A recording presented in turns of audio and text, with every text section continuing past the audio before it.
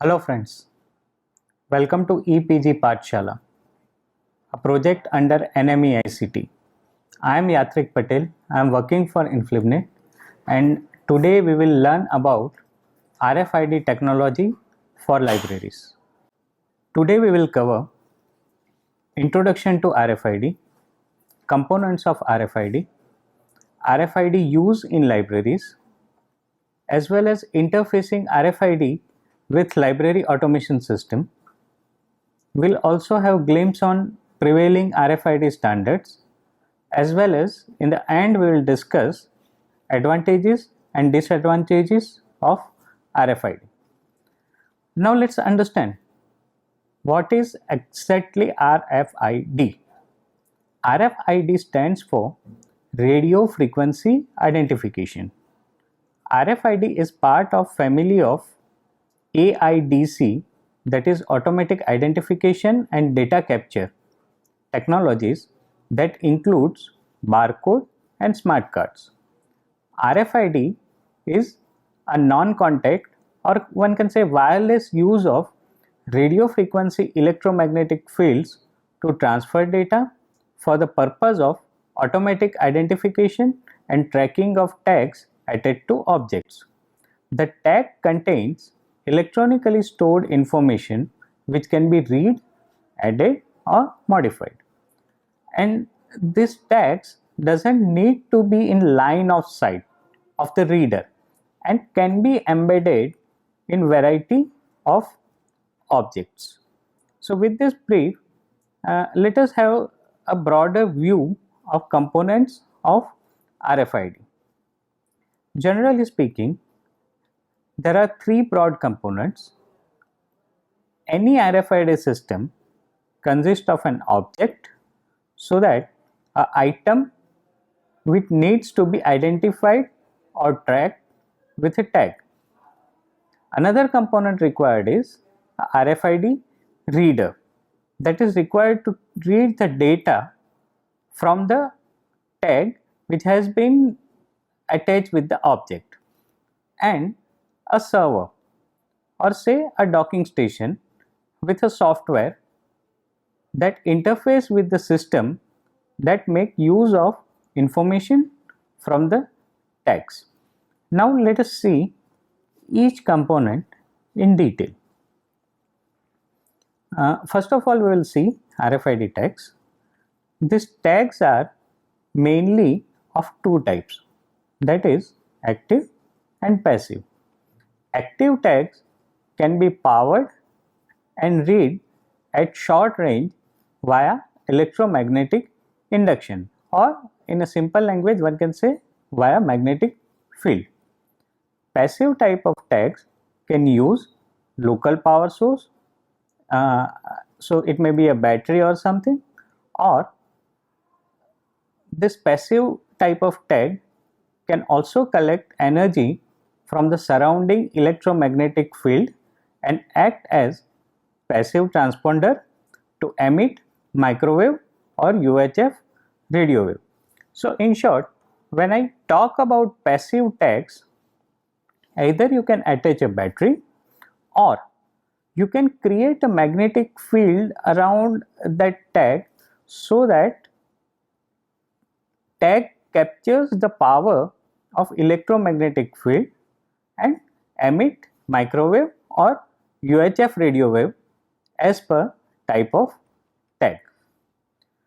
Passive tags don't have any energy supply of its own, so it cannot generate radio wave itself, whereas active tags have an energy source and can generate radio waves on its own and can transmit the data available in the chip.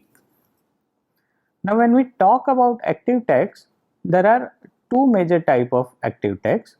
The first type contains a transponder which can be activated by some sort of signals from the readers, whereas another type emits radio waves at a specified time intervals.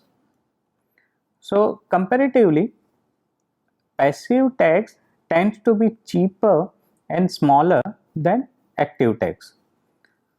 The operative frequencies of active RFID tags are 455 MHz, 2.45 MHz or 5.8 GHz.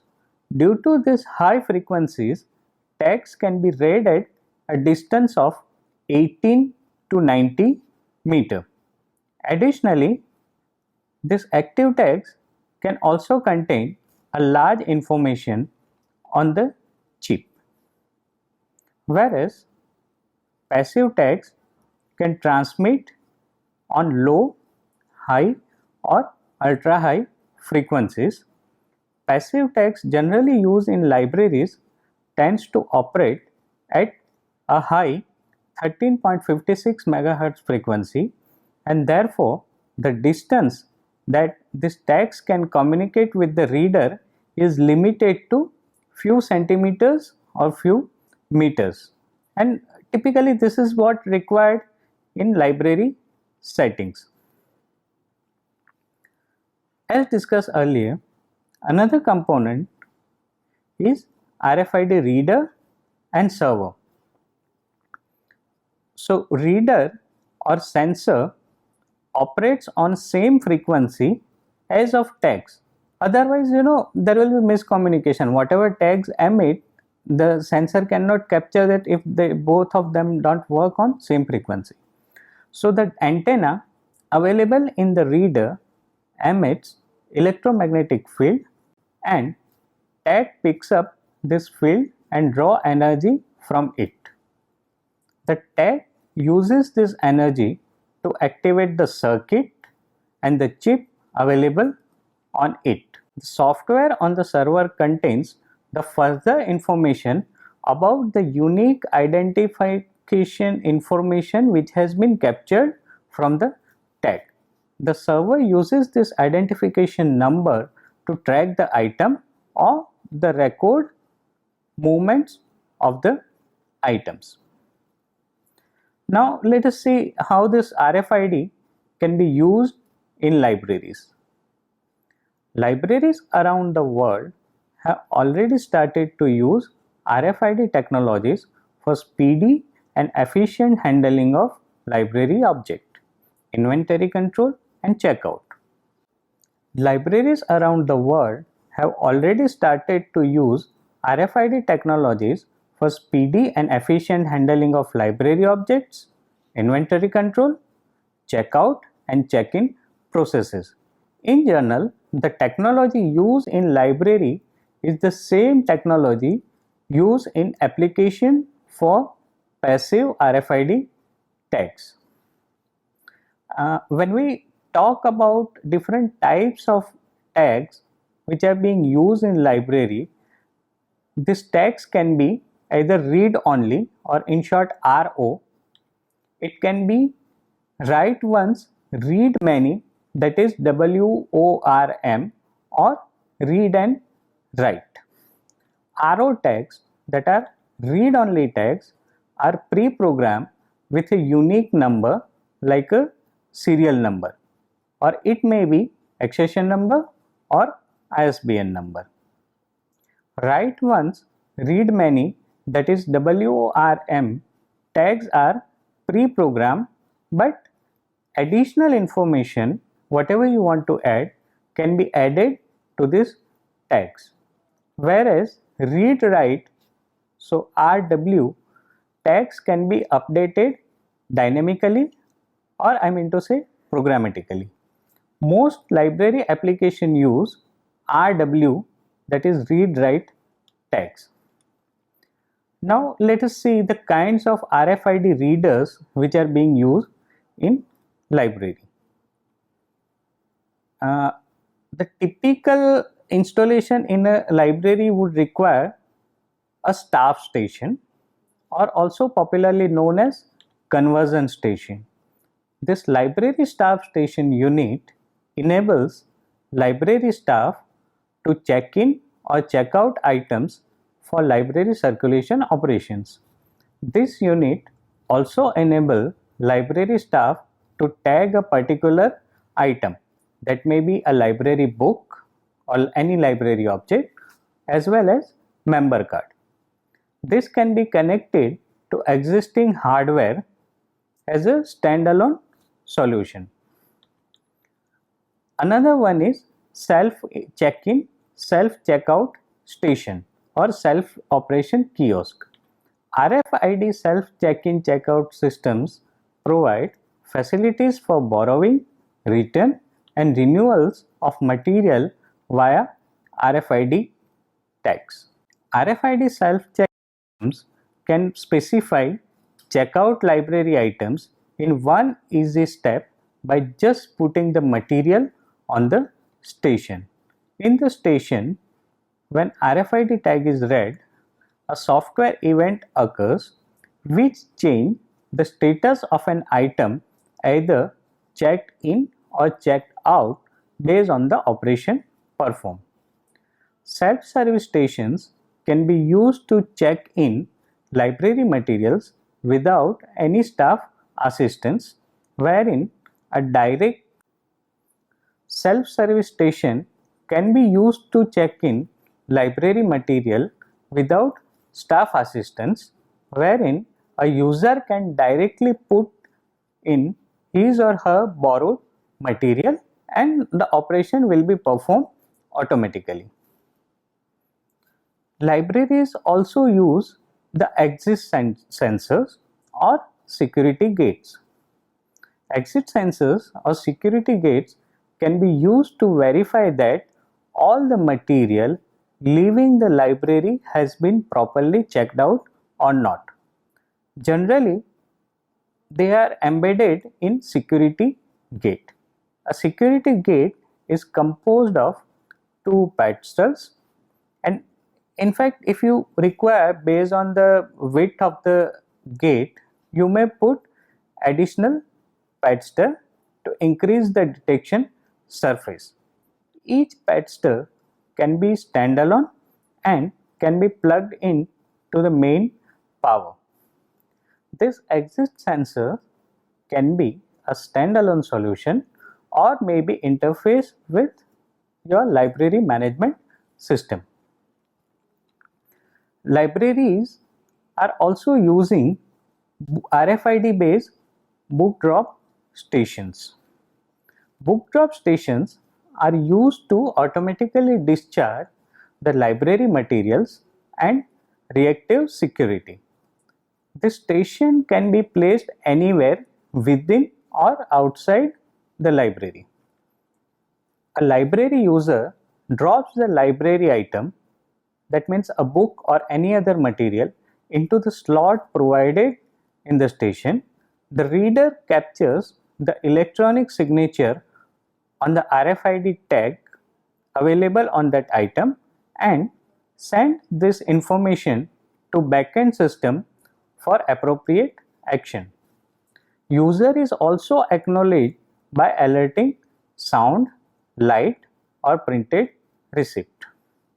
Library user's record is updated immediately in the library management system. Some sophisticated libraries use sorter and conveyor. Sorter and conveyor are combination of automatic system for returning material to proper area of the library. When library material is returned by user by any means, it is usually placed on a conveyor which carries the item at designated location. A scanner placed at that location reads the tag and decides the exact bin where it has to be placed or dropped. When the item reaches to the correct bin, it is automatically dropped to the bin using mechanical system. If the item is reserved by someone, it will get dropped into a bin which has been designated for reserved item. The handheld readers are also extensively used in libraries. A portable handheld reader can be moved along the items on the shelves without touching them. The data captured by this unit can be stored in unit itself, which can be downloaded through a software interface, or it can be transmitted via wireless connection to the server. This handheld reader can be used for inventory control, including stock verification. It can also be used to locate misshelved library item or for tracking of library material. So now so far we have seen about the tags as well as the RFID sensors which can be used in library. Now let us understand how this RFID can be interfaced with library automation system. Normally you require a PC or a machine or a computer system which has been designated as a server and which will act as communication hub between various components of RFID. It receives the information from the readers and exchange the information with database of library automation system. The standard server software includes the NCIP, that is National Circulation Interchange Protocol, or SIP, that is Session Initiation Protocol, as well as APIs, that is Application Programming Interface, which are necessary to interface it with the integrated library management software. The server typically includes a transaction database so that reports can be produced. Most of library management system vendors supplies RFID server or say middleware at additional cost, whereas sole software made by Inflibnet comes pre-packaged with RFID server without any additional cost. And see, one have to take utmost care while implementing RFID, because say standards, if you don't go by standards and specifications, you may not get full functionality of the system.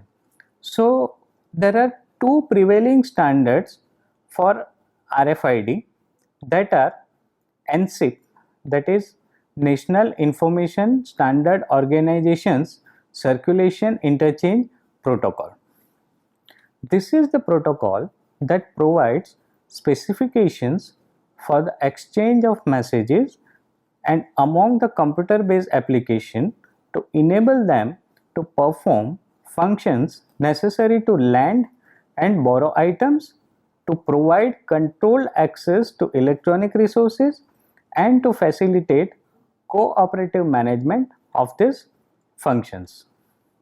This NCIP protocol defines a collection of messages and associated rule of syntax and semantics for the use by applications. So an application can perform functions necessary to land items, to provide control access to electronic resources, and to facilitate cooperative management. On other side, there is another popular protocol, that is SIP2 protocol.